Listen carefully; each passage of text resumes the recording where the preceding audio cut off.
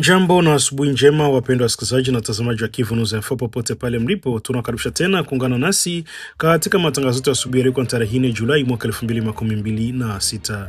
Tunamshukuru Mwenyezi Mungu kwa kutujalia uzima, kutuamsha salama na kutuwezesha kutana tena katika matangazo yetu ya asubuhi ya leo tukiwa na afya njema na amani. Tunamwomba tuongoze katika siku hii, atupe ulinzi, hekima na mafanikio katika shughuli zetu za kila siku.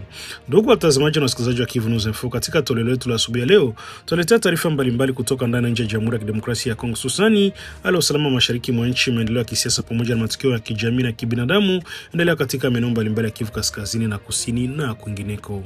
Mimi ni Teloje Longa, basi nakualika kuna mimi mwanzo hadi mwisho, na ni Kivu News Info kila siku tuendelea kuletea matangazo yetu tukiwa mashariki mwa Jamhuri ya Kidemokrasia ya Kongo. Na basi kama ndio ulikuwa mara kwanza unakutana nasi kupitia mtandao wa YouTube, basi kabla chote kile ningeomba na kusifu kitu kimoja, hakikisha umesubscribe, like, comment na kushare, na kurudi nasema kujabone kwa vile na kupartager kuendelea kusambaza habari kwa walio wengi zaidi. Na basi kama tayari utakuwa umeshafanya hivyo, acha tuendelee kusema asante sana kuchagua Kivu News Info kama kituo chako chema cha matangazo.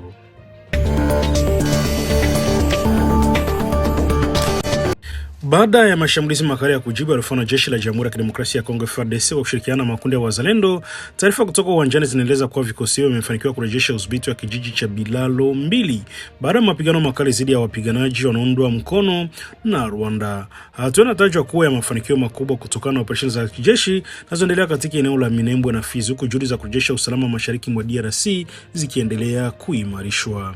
Kwa sasa mapigano makubwa yamehamia katika eneo la Mikenge ambako hali ya usalama inaendelea kuwa tete.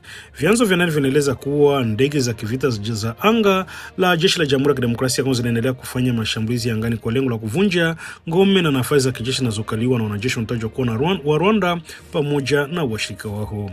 Milipuko mikubwa ya mashambulizi ya mabomu yanaendelea kuripotiwa katika maeneo mbalimbali ya Mikenge, huku wakazi wakikabiliwa na hofu kubwa kutokana na mapigano hayo. Wakati huo hali ya kutisha inaripotiwa katika wilaya Fizi mkoani Kivu Kusini, ambako shambulio lingine la ndege isiyo na rubani drone imegharimu maisha ya watu kadhaa. Kwa mujibu wa taarifa za awali, shambulio hilo lilitokea majira saa 11 alfajiri katika kijiji cha Mulima kilichopo katika kundi la Basilocha wilayani Fizi. Inadaiwa kuwa drone hilo ilitumiwa katika shambulio hilo linahusisha na waasi wa Turaneo pamoja na Red Tabara, makundi yanadaiwa kushirikiana na muungano wa waasi wa M23. Taarifa zinazotolewa na harakati ya kiraia machozi ya raia MCMR Fizi zinaeleza kuwa bomu hilo lilenga eneo la shule ya misingi ya Ngurube ambako pia kulikuwa na shughuli za kijeshi. Kulingana na tathmini ya awali, watu wasiopungua 21 wamepoteza maisha, wakiwemo wanajeshi pamoja na raia.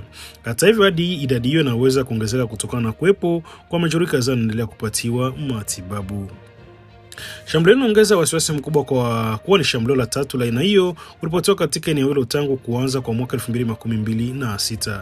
Hali inaonyesha kuendelea kuzorota kwa usalama katika wilaya Fizi, ambako mashambulizi ya angani yamekuwa yakiongeza hatari kwa maisha ya wananchi. Wakati huo, baadhi ya vyanzo vya ndani vinaeleza kwa jeshi la Jamhuri ya Kidemokrasia ya Kongo FARDC ilikuwa limeweka kambi yake ndani ya eneo la shule ya msingi ya Ngurube, jambo ambalo limezua mjadala kuhusu hatari ya kutumia miundombinu wa kiraia katika mazingira ya mapigano. Kwa upande mwingine, wanaharakati wa kiraia wanaeleza kuwa tuhuma zinazodaiwa kuhusishwa na jeshi la Rwanda na shambulio hilo. Hata hivyo, harakati ya kiraia ya machozi ya raia imesisitiza kuwa ni muhimu kufanya uchunguzi huru usio na upendeleo na unaweza kuthibitishwa ili kubaini rasmi chanzo cha shambulio hilo pamoja na kuwabaini wahusika wa DC wa tukio hilo. Kutokana na kuongezeka kwa mashambulizi ya angani, hali ya kibinadamu inaendelea kuzorota kwa kasi katika maeneo mengi ya Fizi. Mamia ya familia zimeripotiwa kuyahama makazi yao kwa hofu ya mashambulizi mengine, na wengine wamekimbilia katika maeneo ya misitu na vichakani wakitafuta usalama, huku wakiacha nyuma mali zao. Mashirika ya kiraia pamoja na viongozi wa jamii wametaka serikali ya Jamhuri ya Kidemokrasia ya Kongo kuimarisha ulinzi wa wananchi katika wilaya Fizi, kuongeza hatua za usalama na kupeleka msaada wa haraka wa kibinadamu kwa familia zilizolazimika kuyahama makazi yao. Wito umetolewa kwa washirika wa kitaifa na wa kimataifa kuongeza ufuatiliaji wa hali ya usalama katika eneo hilo na kuhakikisha kwamba pande zote zinazohusika katika mzozo huo zinaheshimu misingi ya sheria za kimataifa na kibinadamu, hususan ulinzi wa raia na miundombinu ya kiraia wakati wa mapigano. Hadi kufika sasa, mamlaka husika hajatoa taarifa rasmi kuhusu tukio hilo, huku uchunguzi ukiendelea kubaini mazingira halisi ya shambulio hilo na idadi kamili ya waathirika. Wakati wa operesheni za kijeshi zinaendelea katika maeneo ya Bilalo 2 na Mikenge, ambako mapigano bado yanaendelea kuripotiwa.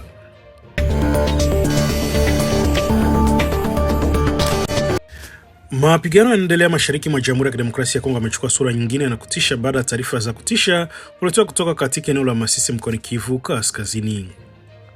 Kwa mujibu wa vyanzo viwili vya ndani, siku ya Ijumaa tarehe 3 Julai, kamanda wa waasi wa M23 ndio kuungwa mkono na Rwanda, Baudouin Ngaruye, anautumiwa kuamuru mauaji ya kinyama dhidi ya raia katika kijiji cha Nyange kilichopo ndani ya utawala wa jadi ya Bashali wilayani Masisi. Taarifa za awali zinaeleza kuwa watu wasiopungua 10 waliuawa katika tukio hilo ambalo limebua hofu na uzuri mkubwa miongoni mwa wakazi wa eneo hilo. Miongoni mwa walipoteza maisha ni mama mmoja pamoja na watoto wake 4 waliouawa katika mazingira yanaelezwa kuwa ya kikatili. Vyanzo vya eneo hilo vinaeleza kuwa familia hiyo ilikuwa miongoni mwa raia waliokutwa na vurugu hizo, huku sababu kamili ya mauaji hayo ikiwa bado haijafahamika. Mashuhuda wa eneo wanasema kwa tukio lilitokea wakati hali ya usalama ikiendelea kuzorota katika maeneo kadhaa Masisi, ambako mapigano kati ya makundi yenye silaha na vikosi vya serikali yameendelea kwa lazima wananchi wengi kuyakimbia makazi yao. Wakazi wa Nyange wanasema mauaji yao yamesababisha hofu kubwa, huku familia nyingi zikianza kukimbia maeneo yanayoonekana kuwa salama zaidi kwa kuhofia mashambulizi mengine. Baadhi waliokimbia wameacha nyumba zao, mashamba na mali nyingine wakikosa mahali pa uhakika pa kujistiri. Mashirika ya kiraia yanafuatilia hali ya usalama mashariki mwa DRC yanaeleza wasiwasi wao kuhusu kuongezeka kwa vitendo vya kiukwaji wa haki za binadamu dhidi ya raia wasiokuwa na hatia. Yametaka mamlaka za kitaifa pamoja na jumuiya ya kimataifa kuchunguza kwa kina tukio hilo ili kubaini ukweli wa kilichotokea na kuwajibisha wahusika iwapo madai hayo yatathibitishwa. Hata hivyo, hadi sasa hakuna tamko rasmi lilotolewa na uongozi wa waasi wa M23 kujibu tuhuma hizo, wala mamlaka za serikali ya Jamhuri ya Kidemokrasia ya Kongo nazo hazijatoa taarifa rasmi kuhusu tukio hilo. Wakati uchunguzi ukisubiri, wakazi wa Masisi wanaendelea kuishi katika mazingira ya hofu na sitofahamu, huku wale kibinadamu kizidi kuwa mbaya kutokana na mapigano na mashambulizi yanaendelea katika sehemu mbalimbali za Kivu Kaskazini.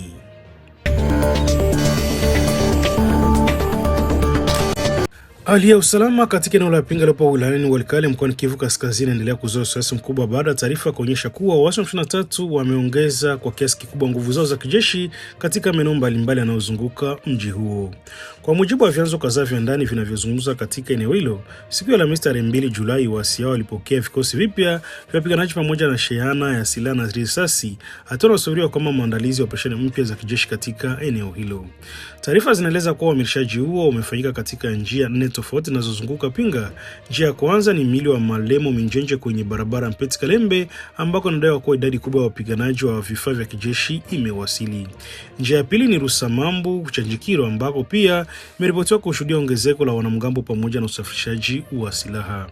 Uhamishaji mwingine unatajwa kufanyika katika mili wa Bukumbiro wa Misambo Murao ndani ya wilaya ya Walikale, huku mili wa Hine ukiwa ni Bulende Bukonde katika wilaya jirani ya Masisi.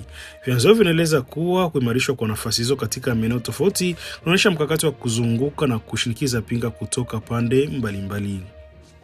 Kwa mujibu wa taarifa hizo, waasi wa M23 ndio kujiandaa kwa shambulio kubwa dhidi ya mji wa Pinga, ambao kwa muda mrefu umekuwa ukitajwa kwa mkuu miongoni mwa maeneo yenye umuhimu mkubwa wa kimkakati kutokana na nafasi yake katika njia za mawasiliano na operesheni za kijeshi kati ya Walikale, Masisi na maeneo mengine ya Kivu Kaskazini. Viongozi wa kimila wa kundi la Kisimba wameeleza hofu yao kuhusu walio na kutoa wito kwa vyombo vya ulinzi na usalama kuongeza umakini na kuimarisha ulinzi katika njia zote zinazoelekea Pinga ili kuzuia jaribio lolote la waasi kuingia katika mji huo.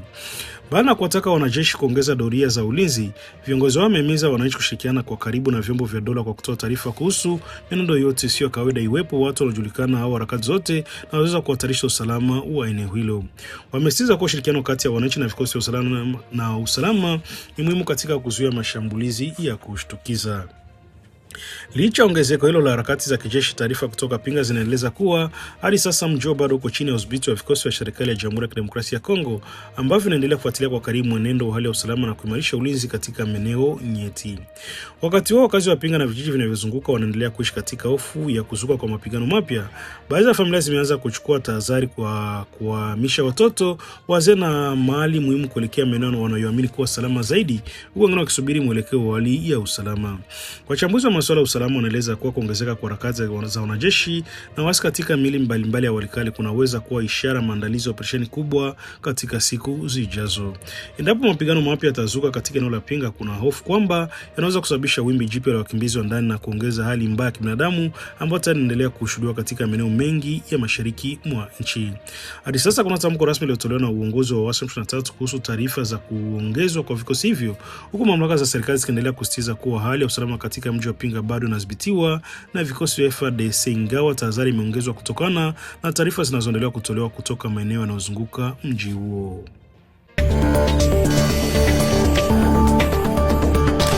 Pia kundi ya wataalamu wa Umoja wa Mataifa kuhusu Jamhuri ya Kidemokrasia ya Kongo imebua mada mapya kuhusu namna operesheni za waasi wa muungano wa M23 zinazodaiwa kuratibiwa na kuongozwa na jeshi la ulinzi la Rwanda RDF katika maeneo makubwa Kivu Kaskazini na Kusini yanayodhibitiwa na waasi hao.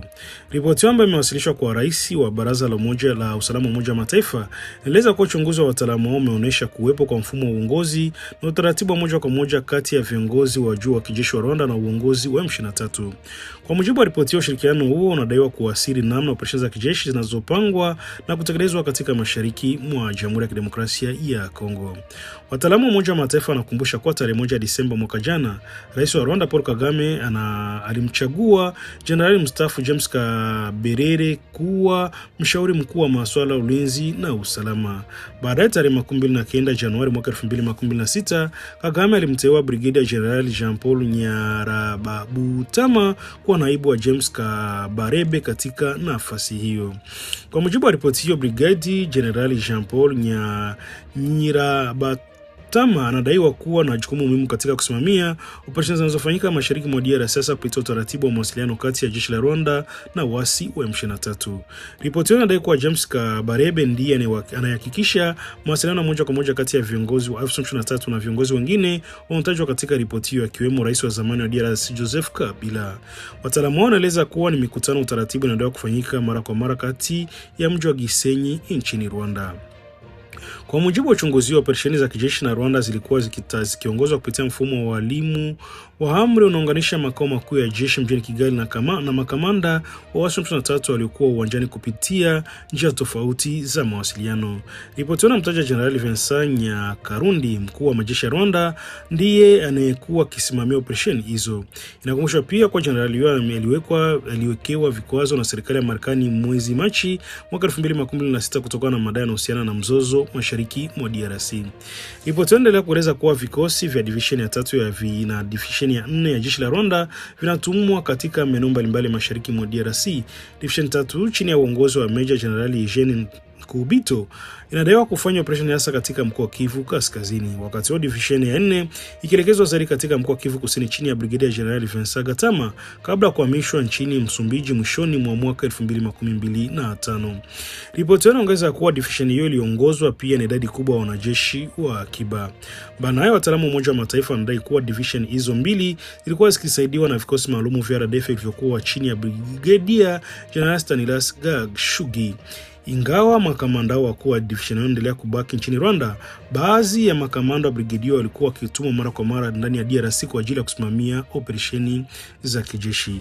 Ripoti pia inaeleza kuwa wapiganaji wa M23 wanaotajwa kuwa na kundi la wataalamu wa Umoja wa Mataifa wanadhibitisha uwepo wa wanajeshi wa RDF katika maeneo ya mapigano. Kwa mujibu wa ushuhuda wao, vikosi maalum vya Rwanda vilikuwa vikishiriki pamoja katika operesheni za mstari wa mbele, hususan zile zilizokuwa na kiwango kikubwa cha hatari. Katika sehemu nyingine ya ripoti, wataalamu wa Umoja wa Mataifa wanadai kuwa serikali ya Rwanda inaendelea kutoa maelekezo kuhusu maeneo ya mapigano ya M23 inapaswa kuyateka, kuyadhibiti au kuyaondoka. Kwa mujibu wa wataalamu wao, hali hiyo inaonyesha kuwepo kwa uongozi wakati unaosimamia operesheni zote pamoja na uhusiano wa moja kwa moja na wa utawala kati ya RDF na M23. Ripoti hiyo inaeleza kwa tarehe 2 Aprili mwaka 2026, kundi la wataalamu wa Umoja wa Mataifa liliandikia serikali ya Rwanda likiomba ufafanuzi kuhusu madai mbalimbali yanayohusu usaidizi wake kwa M23. Hata hivyo, hadi ripoti ilipokamilishwa, wataalamu walisema kulikuwa bado hawajapata majibu rasmi kutoka kwa Kigali. Kwa upande mwingine, aliyekuwa rais wa zamani wa Jamhuri ya Kidemokrasia ya Kongo Joseph Kabila Kabange pamoja na washirika wake wa kisiasa na familia yake ya kisiasa wanaendelea kukanusha madai yote yanamhusisha na waasi wa M23. Marakazi wameeleza kuwa hawana uhusiano wowote na waasi hao na wamekuwa wakiyataja madai hayo kwa na kwa maana ya hayana msingi. Ripoti ya Umoja wa Mataifa imechapishwa katika kipindi ambacho hali ya usalama mashariki mwa DRC inaendelea kuzorota licha juhudi mbalimbali za diplomasia zilizofanyika katika kipindi cha mwaka mmoja uliopita. Ingawa makubaliano ya Washington yalitiwa saini kwa lengo la kupunguza mvutano kati ya Kinshasa na Kigali, utekelezaji wake umeendelea kukumbwa na changamoto kubwa kutokana na tafsiri tofauti zinazotolewa na pande mbili kuhusu vipengele vya makubaliano hayo.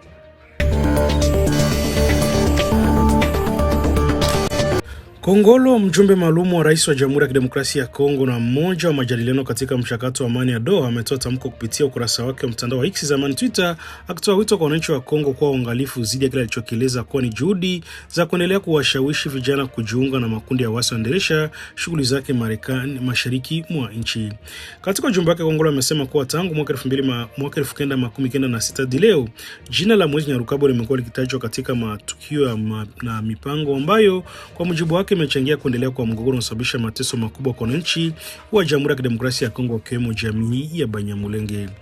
Akiendelea na maelezo yake, Kongolo amedai kuwa kwa mujibu wa taarifa mbalimbali alizozipokea, Moise Nyarugabo hivi karibuni alisafiri kwenda Nairobi nchini Kenya kwa kile kinachoelezwa kuwa ni jukumu la kuhamasisha vijana wa Kongo, hususan wale wa jamii ya Banyamulenge, kujiunga na waasi wa muungano wa AFC M23. Kwa mujibu wa Kongolo, hatua hiyo inadaiwa kufuatiwa kile kilichoita kushindwa kwa kampeni iliyokuwa imeanzishwa na Fredi Kanyiki, ambaye kwa mujibu wake wa ushuhuda mbalimbali uliotajwa katika tamko hilo hakufanikiwa kupata uungwaji mkono wa kutosha kutoka kwa sehemu kubwa ya jamii ya Banyamulenge. Kongolo ameongeza kuwa kwa mujibu wa baadhi ya wawakilishi wa jamii ya Banyamulenge wanaoishi jijini Nairobi, serikali ya Rwanda inadaiwa kutegemea tena Moise Nyarugabo ili kuendelea na kampeni hiyo na kuwashawishi vijana Banyamulenge kujiunga na AFC M23 kwa lengo la kuongeza idadi ya wapiganaji wa kundi hilo. Kwa mujibu wa viongozi wa vyanzo hivyo vinavyotajwa na Kongolo, baadhi ya viongozi wa jamii wanaamini kuwa hatua hizo hazilengi kutetea maslahi ya wananchi wa Banyamulenge, bali zinahusishwa zaidi na harakati za kutafuta nafasi za kisiasa na madaraka ndani ya taasisi mbalimbali.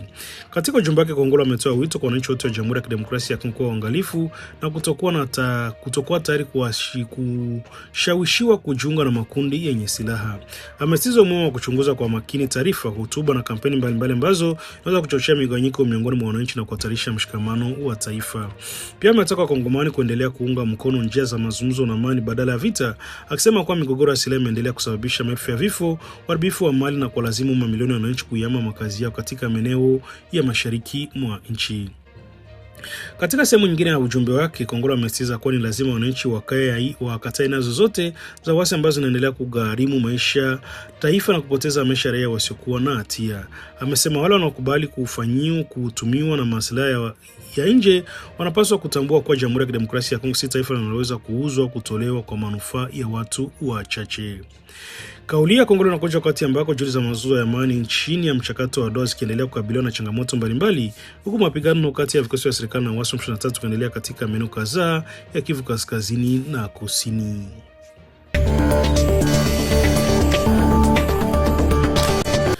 Huzuni kubwa imetanda katika kijiji cha Musimba kilichopo ndani ya wilaya Lubero mkoani Kivu Kaskazini baada ya ajali ambayo ilisababisha vifo vya watoto watatu wa familia moja kufuatia mporomoko wa tanuru na kutengenezea matofali juu ya nyumba yao. Kwa mujibu wa taarifa za kutoka eneo hilo, tukio lilitokea ghafla wakati tanuru hiyo ilipoporomoka na kuangukia makazi ya familia hiyo.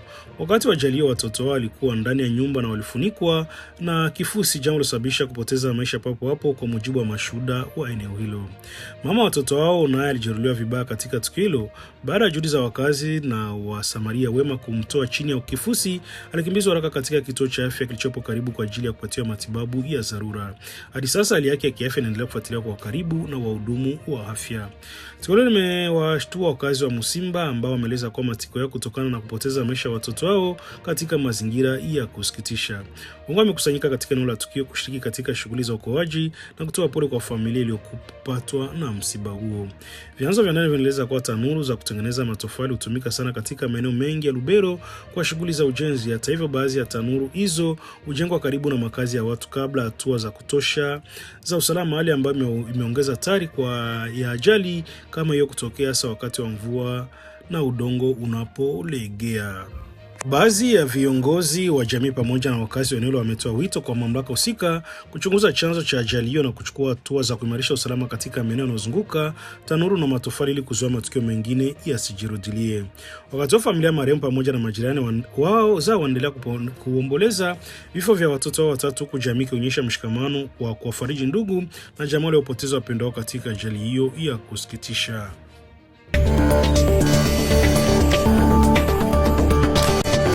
Tukio la kipekee linaendelea kuvutia mamia ya wananchi katika ufuko wa Muanda mkoani Kongo Central baada ya Nyangumi kwa Kifaransa Balene Mbua kuonekana akiwa amekwama kwenye ufukwe wa bahari ya Atlantiki. Licha ya taarifa zilizotolewa na umoja wa maafisa wa taasisi ya Kongo ya uhifadhi wa mazingira na wanyamapori zidai kuwa Nyangumi huyo alikuwa amefariki, taarifa za baadaye zimethibitisha kuwa mnyama huyo bado yuko hai. Aliongeza matumaini na kwamba juhudi za kumwokoa zinaweza kufanikiwa. Kutokana na uzito wa tukio, makamu waziri mkuu wa Jamhuri ya Kidemokrasia ya Kongo Jean-Pierre Bemba alifika katika ufuko huo wa Muanda ili kufuatilia kwa karibu operesheni za uokoaji na kuwapa moyo timu zinazoshiriki katika jitihada za kumrudisha Nyangumi huyo baharini. Kwa mujibu wa taarifa zilizopo, Nyangumi huyo ana urefu unaokadiriwa kuwa kati ya mita 10 hadi mita 12 na uzito takriban tani 10. Ukubwa wake umefanya operesheni ya uokoaji kuwa ngumu, kwani inahitaji vifaa maalum pamoja na ushirikiano wa wataalamu wa mazingira na wananchi.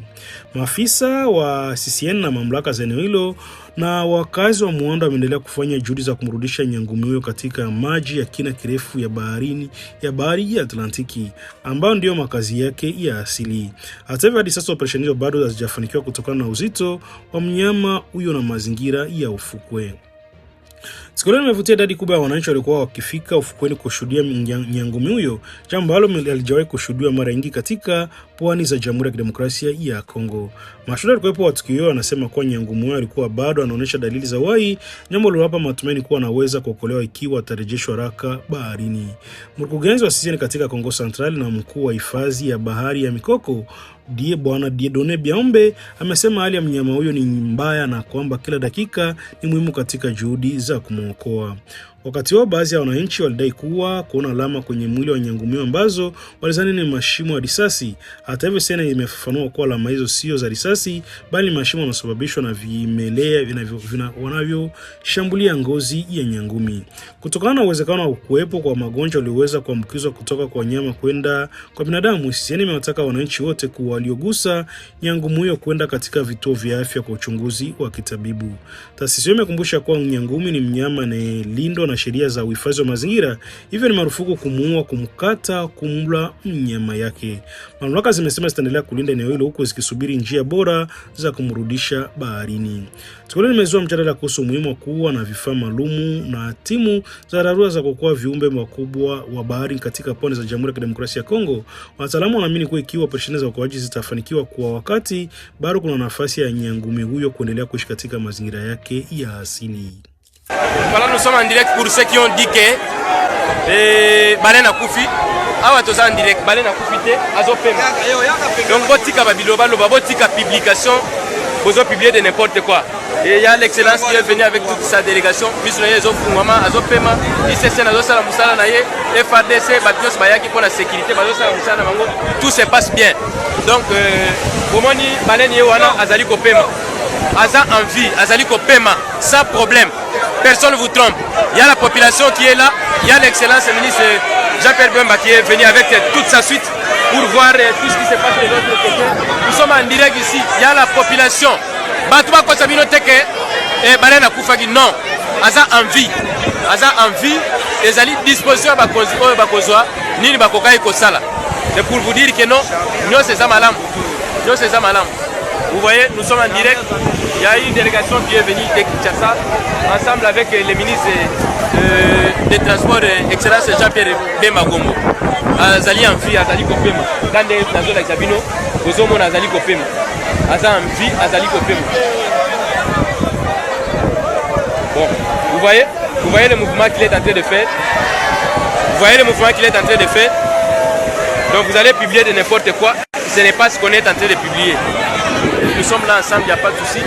Il y a plusieurs, il y a la population qui est venue de partout pour venir.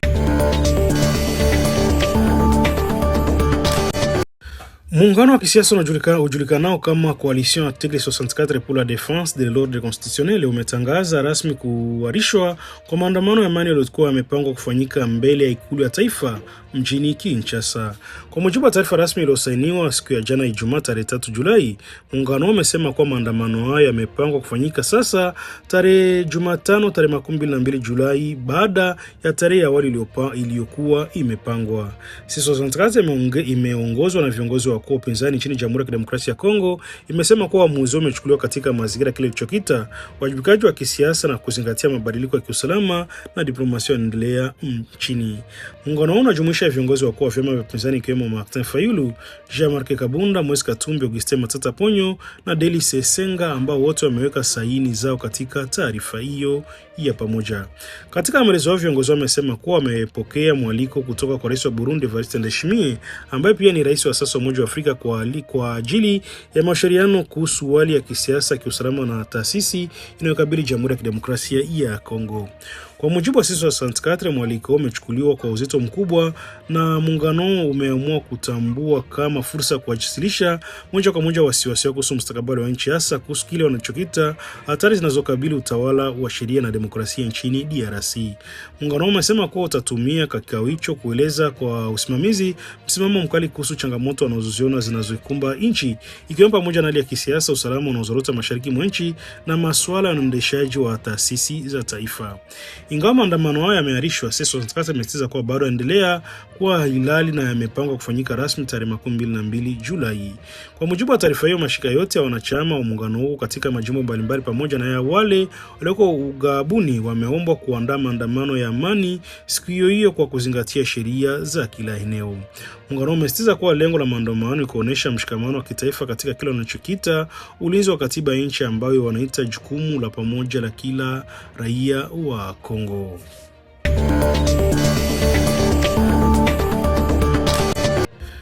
Ndugu mpendwa wa msikilizaji na mtazamaji wa Kivu News Info, tumefika mwisho wa taarifa zetu za asubuhi ya leo tarehe 4 Julai mwaka 2026.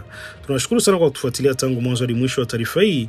Tunatumaini mmeweza kupata taarifa muhimu kuhusu matukio yanayoendelea ndani na nje ya nchi. Vile vile tunaendelea kukumbusha kuwa amani, mshikamano na umakini ni msingi wa maendeleo ya taifa letu. Tuendelee kushirikiana kwa karibu, kila mmoja akiwa sehemu ya kulinda usalama na kuheshimu maisha ya mwingine. Basi endelea kufuatilia Kivu News Info kwa habari, matukio na uchambuzi wa kina unaendelea kila siku. Mimi ni Teloja Longa, na basi kama ndio kwa mara kwanza mkutana nasi kupitia mtandao wa YouTube, basi kabla ya kuondoka nikikuomba na kusifu fact moja, kisha umesubscribe, like, comment na kushare. Na kwa wengine wanasema kujabone, kueme vile vile na kupartager, kuendelea kusambaza habari kwa walio wengi zaidi. Na basi kama tutakuwa umeshafanya hivyo, acha tuendelee kusema asante sana kuchagua Kivu News Info kama kituo chako chema cha matangazo.